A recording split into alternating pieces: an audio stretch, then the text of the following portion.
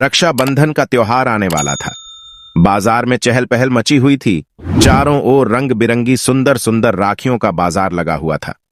बाजार के पास एक बड़ा सा इमली का पेड़ था, जिसकी डाली पर एक चुड़ैल बैठकर चहल पहल को देख रही थी।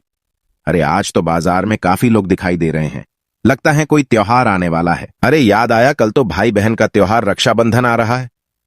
चुड़ैल मुंह लटकाते हुए कहने लगी, काश मेरा भी भाई होता जिसे मैं राखी बांध पाती।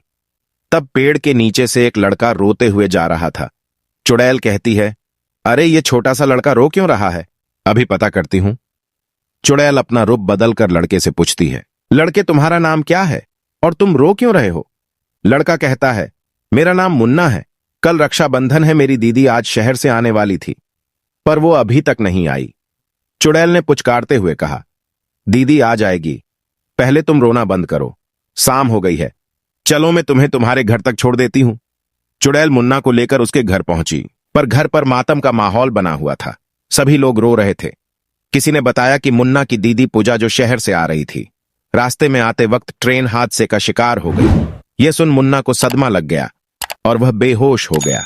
डॉक्टर ने कहा, दीदी की मौत की खबर से मुन्ना को बहुत बड़ा सदमा लगा है, इसे जल्द ही सदमे से बाहर लाना होगा, सदमे से इसकी मौत हो सकती है। यह सारी बातें सुनकर चुड़ैल को कुछ अजीब सा लगा और चुड़ैल वहां से चली गई। चुड़ैल रास्ते भर सोच रही थीं, अच्छा हुआ कि मैं एक चुड़ैल हूं। इंसानों के जीवन में कितनी तकलीफें होती हैं, मुझे इन सभी बातों से क्या लेना देना, मैं तो अपने जीवन में खुश हूं। चुड़ैल वापस अपने पेड़ पर बैठ जाती है। इस तरह 2 दिन बीत जाती हैं और एक दिन पूजा गांव में आ जाती है। गांव में सभी पूजा को देखकर चौंक जाते हैं। पूजा के घर वाले भी खुश हो जाते हैं और मुन्ना की भी तबीयत सुधरने लगती है। इस तरह कुछ सप्ताह बीत जाती हैं। एक दिन आधी रात के समय था। एक शराबी नशे की हालत में गाते हुए जा रहा था। इतने में उसके सामने एक लड़की की परछाई खड़ी हो जाती है। शराबी कहता है, इतने रात गए कौन है जो मेरा रास्ता रोक रहा है? परछाई उजागर होती हैं। वह पूजा खड़ी थी। अरे पूजा बेटी, इतनी रात गए तुम यहां क्या कर रही हो? इतना पूछते ही पूजा का रूप बदल जाता है और वह एक चुड़ैल बन जाती है। यह देख शराबी का सारा नशा उतर गया और वह वहां से भागने लगा, पर चुड़ैल ने उसे पकड़ लिया और उसका सारा खून पीकर वहां से चली गई।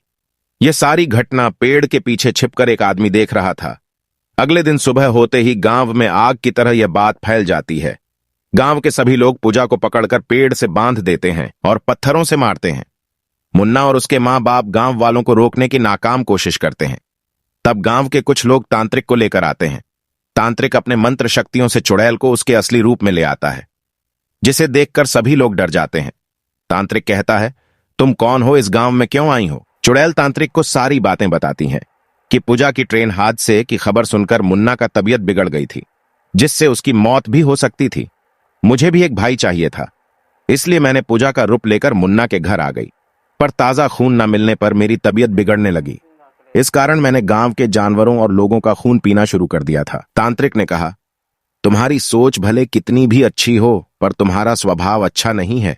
मैं जानता हूं मुन्ना के प्रति तुम्हारे मन में बहुत प्यार है, पर जैसा तुम्हारा स्वभाव है, उसके चलते अगर तुम्हें वक्त रहते ही खून नहीं मिला तो तुम मुन्ना का खून पी सकती हो। यह सुन चुड़ैल घबरा गई। तांत्रिक ने कहा, मैंने यह हवन की अग्नि तुम्हें भस्म करने के लिए लगाई थी, पर तुम्हारी अच्छी सोच के कारण अब मैं ऐसा नहीं करूंगा।